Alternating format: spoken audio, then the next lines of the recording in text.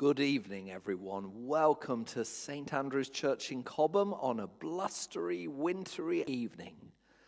Wherever you're watching and whenever you're watching, I'm very glad that you've been able to join with us for this simple service to mark the beginning of the season of Lent. Now, if later in the service you're intending to mark your own forehead with an ash cross, if you're going to do it the way I'll be doing it here, if you've got a palm cross somewhere at home, find it, bring it with you, and make sure you've got a match or a lighter or a lit candle, as I have, to make your own ashes for marking your forehead later.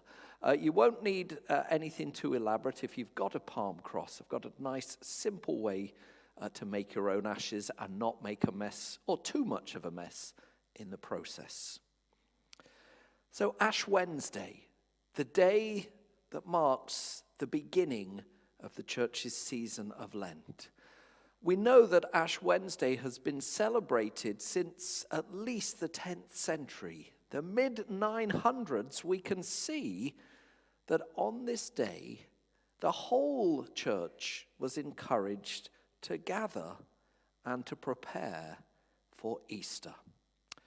In the years before that, it had gone through a few different stages, but we get to where we are today.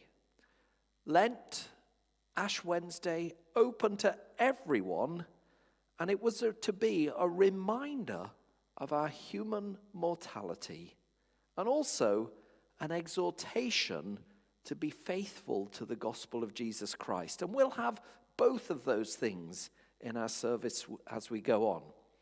Now, it's time for me to do a confession before we have our big confession later in the service. Yesterday